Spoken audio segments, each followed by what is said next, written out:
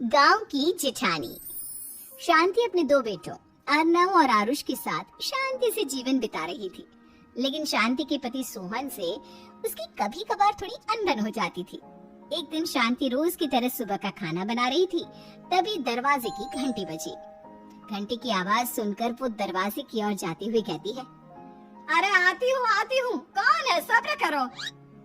शांति दरवाजा खोलती है तो देखती है कि उसके जेठ मोहनदास सामने खड़े होते हैं। वो सक पकाकर अपना घूंघट करती है और पैर छूकर कहती है, आइए आइए जेठ जी। कैसी हो शांति?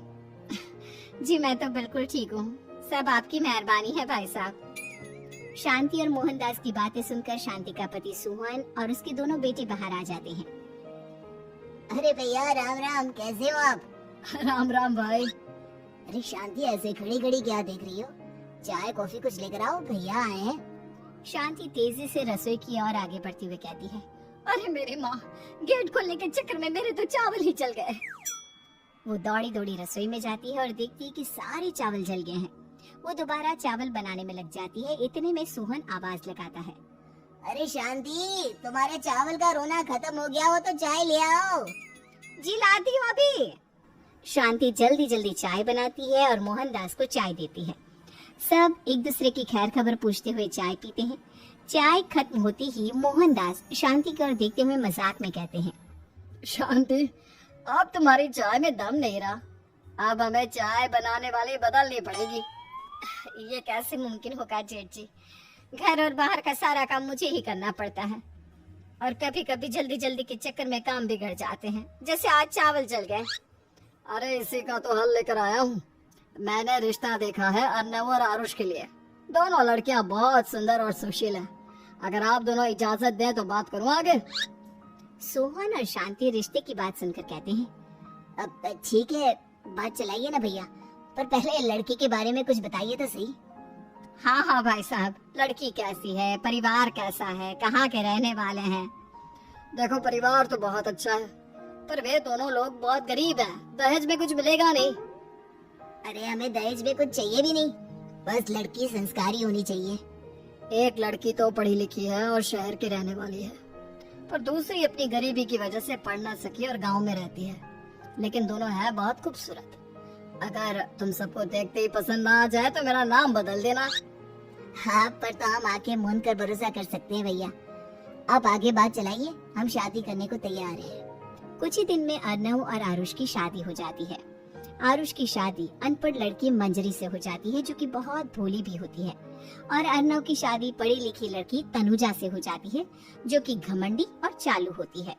एक दिन मंजरी घर के काम कर रही थी कि अचानक शांति उसे आवाज लगाती है, बड़ी बहू, ओ बड़ी बहू, मंजरी जल्दी यहाँ आओ।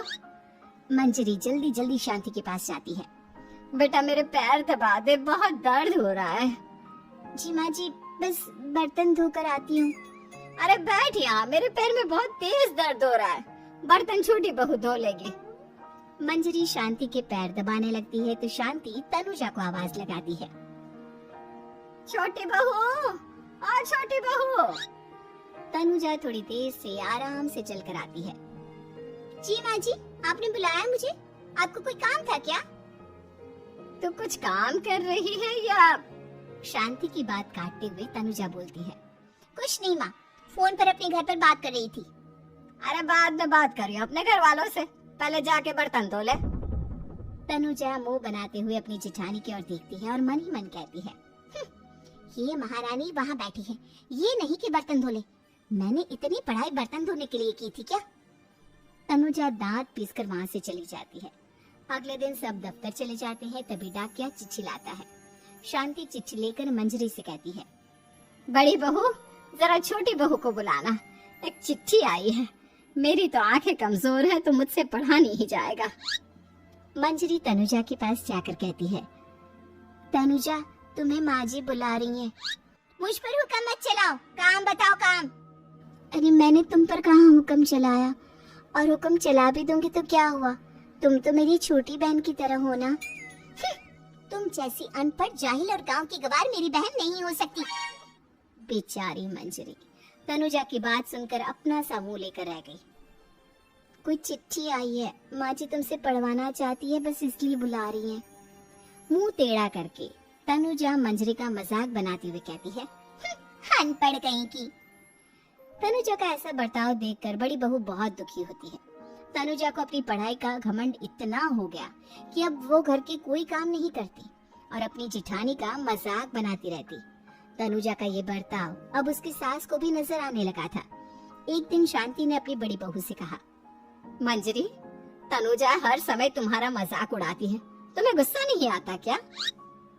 आता तो है माँ जी, लेकिन मैं क्या करूं?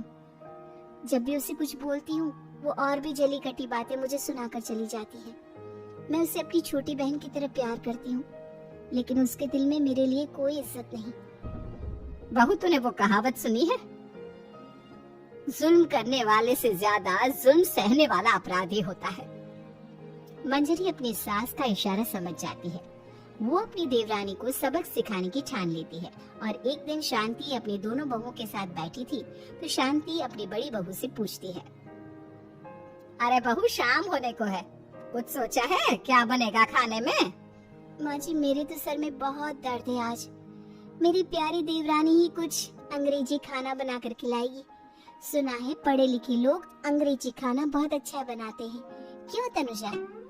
इतना कहकर मंजरी अपनी सास की ओर देखकर मुस्कुरा दी। तनुजा अपनी तारीफ सुनकर बहुत खुश हो गई। इतने में शांति कहती है, ये तो सच बात है छोटी बहू, ये तो मैंने भी सुना है। हम भी पक गए हैं बड़ी बहू के हाथ का खाना खा खा कर। तनुजा, तुम्हारी माँ भी तो तुम्हारे खाने की बहुत तारीफ करती है, आज हमें भी खिला दो कुछ अच्छा सा बनाकर। शांति की बात सुनकर छोटी बहू और आसमान पर चढ़ गई, पर उसे ये कहाँ पता था कि उसकी सास और जेठानी उसे सबक सिखाना चाहती हैं। तनुजा अपनी तारीफ सुनकर खुश तो बहुत होती है, पर सोचने लगती है, मुझे तो कैसा भी खाना बनाना नहीं आता, अब मैं क्या करूँगी? अगर मैंने इनको सच बता दिया तो मेरी सारी इज्जत मिट्टी में मिल जाएगी। अरे छोटी बहू, क्या सोच रही हो? खिलाओगी ना अपने हाथ का अंग्रेजी खाना? छोटी बहू हाँ में सर हिला देती है। अचानक से उसके दिमाग में एक आइडिया आता है, मैं इंटरनेट से देखकर कुछ बना लेती हूँ, मेरी वाहवाही पूरे घर में हो जाएगी। मुझे कौन सा रोज रोज बनाना है। माँ जी, आज आप सबको ऐसा खाना खिलाऊंगी, ऐसा खाना खिलाऊंगी कि। इतने में शांति छोटी बहू की टांग खींचते हुए कहती है कि पता नहीं कैसा खाना खिलाओगी, ए ऊपर वाले हमारी रक्षा करना। इतना बोलकर शांति और मंजरी दोनों जोर जोर से हंसने लगते हैं। अब तनुजा रसोई घर में चली जाती है और खाने की तैयारी करने लगती है, पर उसे रसोई घर की चीजों के बारे में तो कुछ नहीं पता। जैसे तैसे सारी चीजें निकालती है और इंटरनेट पर देखकर खाना बनाती है। कुछ ही देर में सब लोग घर आ जाते हैं। अरे सुनते हो, आज का खाना हमारी छोटी बहू बना रही है। अरे वाह, आज तो फिर कुछ अंग्रेजी खाना खाने को मिलेगा। कुछ ही देर में खाना बन जाता है तो छोटी बहू सबका खाना लगा देती है। इतने में बड़ी बहू कहती है, क्या बात है देवरानी जी, आज तो बहुत अच्छी खुशबू आ रही है। ये बात तो सही कही बड़ी बहू तूने, खुशबू तो अच्छी है, ऐसी खुशबू तो मेरे खाने में भी नहीं आती। सब मिलकर छोटी बहू की बहुत तारीफ करते हैं और छोटी बहू सातवें आसमान पर बैठ जाती है। अब सभी खाना खाते हैं। जल्दी जल्दी दो, अब तो मुंह में पानी आ रहा है। हाँ हाँ, मुझसे भी नहीं रुका जा रहा। जैसे ही सोहन एक निवाला खाता है तो उसकी आंखों से पानी आने लगता है। ये देखकर शांति सोहन से पूछती है, क्या हुआ जी, खाना इतना अच्छा बना है कि आंखों से पानी आ गया? सोहन चुप रहता है और धीरे धीरे से खाना शुरू कर देता है। इतने में सोहन छोटी बहू से कहता है, बेटी तुम भी तो खाओ, तुम क्यों रुकी हो, खाना सच में बहुत अच्छा है। ये कहकर सोहन जोर से हंस देता है। फिर सब खाना खाने लगते हैं, लेकिन खाने में नमक और मिर्च तेज हो गई थी। तनुजा से कोई कुछ नहीं बोलता, बल्कि उसे भी खाने को कहते हैं। जैसे ही छोटी बहू खाना खाती है वो पानी पानी कहकर चिल्लाती है, पानी, इसमें तो पानी। ये खाना तो सच में इतना अच्छा बना है कि हमारे साथ साथ देवरानी जी भी इसके स्वाद को कभी नहीं भूल पाएंगी। सही कहा बहू। तनुजा को अपनी गलती का एहसास हुआ और उसने अपनी सास से कहा, माँ जी ये मेरी गलती नहीं है, इंटरनेट पर दिखाया था कि 4 चम्मच नमक और मिर्च डालने हैं। अब मंजरी को भी मौका मिल गया और उसने तनुजा पर तंज कसा।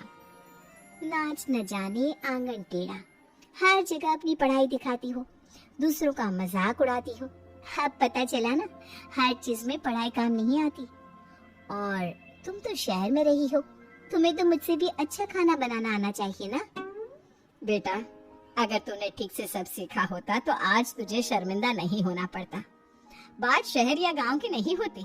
मंजरी गांव से आई है, लेकिन उसे घर का काम करना और खाना बनाना सब अच्छी तरह से आता है। तुम शहर में रही हो, तुमने ये सब क्यों नहीं सीखा?